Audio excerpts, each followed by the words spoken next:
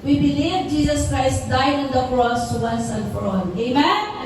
Luke chapter 24:13 to 34. Salitan po natin itong basahin. Luke 24:13-34. It's in Filipino. So let's read. Tayo po ay, sige pwede rin po.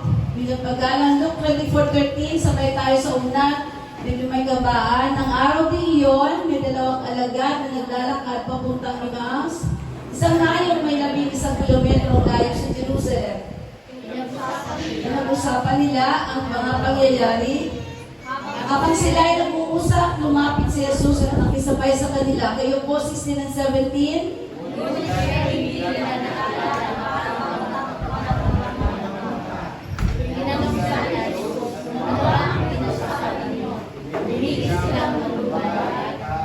At sinabi ni Cleopas, ikaw lamang yata ang dayuhan sa Israel na hindi nakakaalam sa mga pangyayari katatapos lamang maganap doon.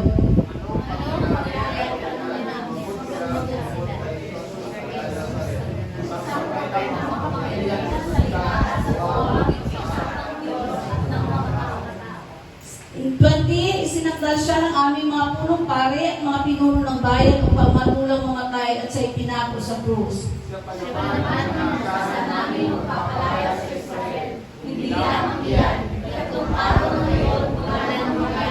In verse 22, hindi bigla ka sa binilita ng ilan sa mga kababayan kasama namin. Maagang-maga ro silang pumunta sa libingan.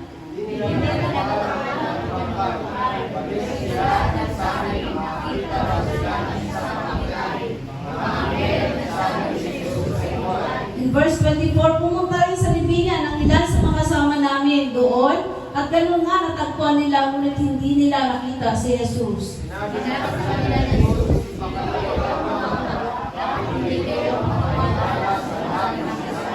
In verse 26, hindi ba kailangan ng Kristo ay magtiis ng lahat ng ito bago niya makaptan ang kanyang marangal na katayuan?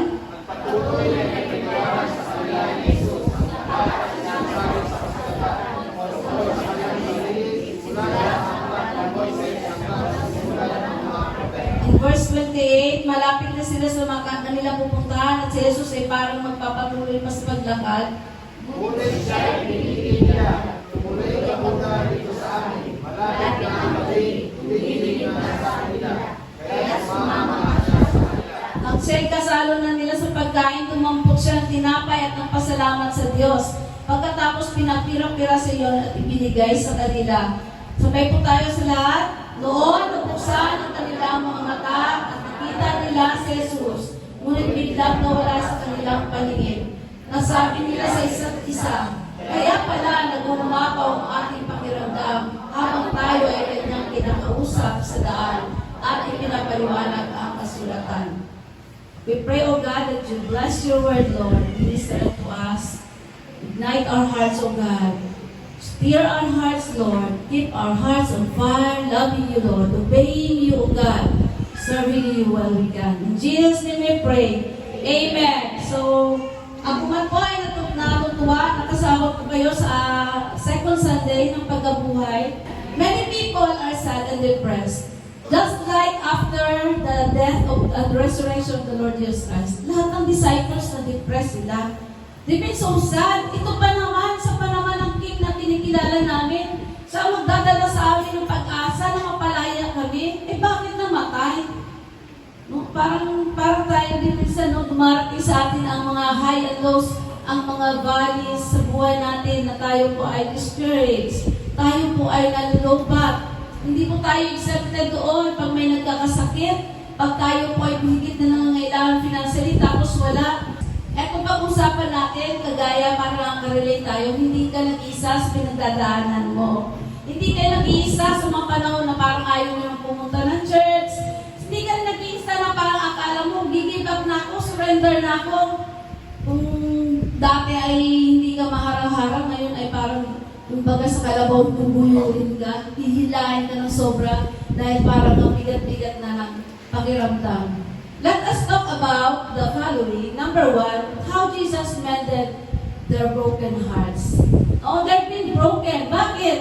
Noong mga panahon na kasagsagan, nang kilalang-kilala si Jesus, feeling artista yan. So pag sinabing nandiyan si Jesus, labas mga disciples, proud na proud, mga disciples kami ha. Sila yung mga tagahawi. Kaya nga, minsan, naalala niyo, may babaeng nagdurugo, hinaharap ng mga disciples. Magpa-appointment ka muna. No? Pero dahil sobrang kasikatin ng Panginoon, lahat ng tao gusto makasama. Pero nung namatay si Jesus, diba? Nang mamatay si Jesus, ilan na lang ang natira. Sabi ni Pedro dati, Lord, kahit anong nangyari, hindi kita iwanan. Talagang ipagtatanggol kita, Lord. Sa bagay ng unang bagay, diba? Nung lalapit na yung mga magbibitray kay Jesus, may hawak na tabak si Pedro.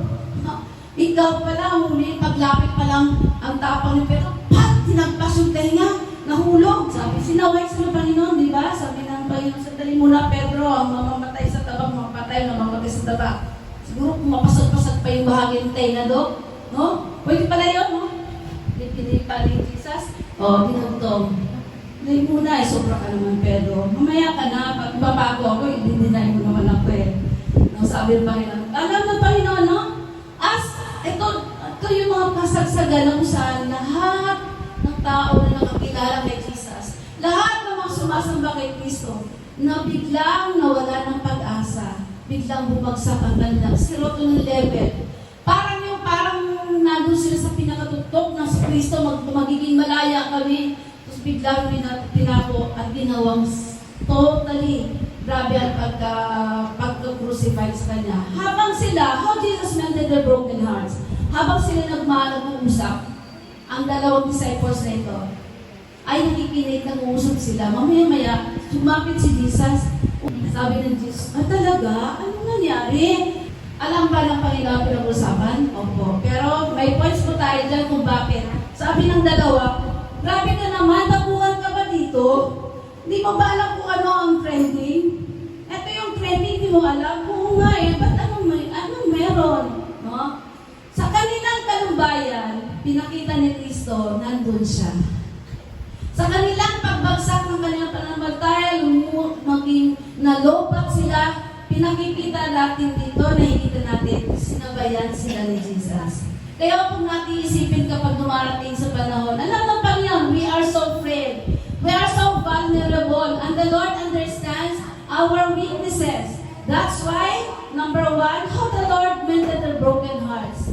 1 Peter 5:7, one of my favorite verses, no verse in the Bible, to cast all your anxiety. In other translation, cast all your cares upon Him, for He cared for you. Akala natin tayo lang, minsan kasi hindi natin sinasabi, Lord, talaga I'm so discouraged. Alam niyo, ang mababasa doon sa Bible, kahit si David, man after God's own heart, pag yan nadi-discourage, kinakausap niya ang Panginoon na para lang silang magkaharap. Gusto ko lang mamatay, gusto ko lang mag-depress. Bakit naman? Kinalimutan mo ako. Eto, ako naglingkod ako sa mahabang panahon, pero bakit ganito ang aking nasadlakan? Pero gusto sabihin natin sa Panginoon, paano binumend ng Panginoon? The Lord is always asking us to cast all our burdens, our cares. When was the last time we offer ourselves to God, telling Him of our brokenness? In their conversation reveals ng broken hearts. Wala na ako ng pag-asa, kala ko pa naman. Sana yung pag-asa. Nawalan ako ng pag-asa nung lumipat ako sa church nito. Akala ko, mega churches ito. Tapos sa gigita ko, ilan na lang kami. Hindi na rin kaya ako magsimba. Ay, ikaw ba? Ayaw ako rin. Parang nakakadiscourage naman kasi mga tao doon. Parang ganito. Nag-uusap sila. And the Lord knows the broken hearts. Pero ito pinag-uusapan nila na nakikita natin, discouraged hearts are broken hearts. Pag once dumarating ang discouragement, ang ating mga puso din ay wala. Depressed hearts are broken hearts. Resigned hearts. Ito yung tinatawag ni research. Anong resigned hearts? Yung parang alam mo, Lord, okay, I'm surrendering. No, wala na. Suko na. Di na. Yung mga sinasabing fighting, laban lang, pag may business na, parang ganun. Pero ito yung resigned hearts, ay wala na, tanggap ko na, talo na. Tanggap ko na, nadala ko ng buhay pala, ganito. Are we discouraged? No. Have you ever experienced to be discouraged? Hindi lang discouraged, may na-depressed pa nga eh. Yung ayaw mo kumain, ayaw maligo, parang yung kanta ng, ayaw ko nang mangarap, ayaw ko lang tumingin. Imagine, ayaw ko nang manalamin. Imagine mo, kahit pagsasalamin, ayaw na. Ganyan siguro ang larawan ng bitter, no? The Lord is nigh, pero ito mga kalupangin in our brokenness. We talk about Christians who are broken. We talk about disciples who've been broken. So the Lord is giving us such promise. Pag dumarating sa panahon, alam ng Panginoon hanggang saan ang limit natin. Alam ng Panginoon na ito, ang lakas-lakas natin minsan kasi, okay Lord, I will serve you with all my heart now and forever. Ay, pero bakit ngayon? Parang gano'n, oh, gano'n. Kita ni Lord, ganyan, okay. Ang sabi sa Psalm 34:18, the Lord is nigh to them that are of broken heart. Say, such as be of a contrite spirit.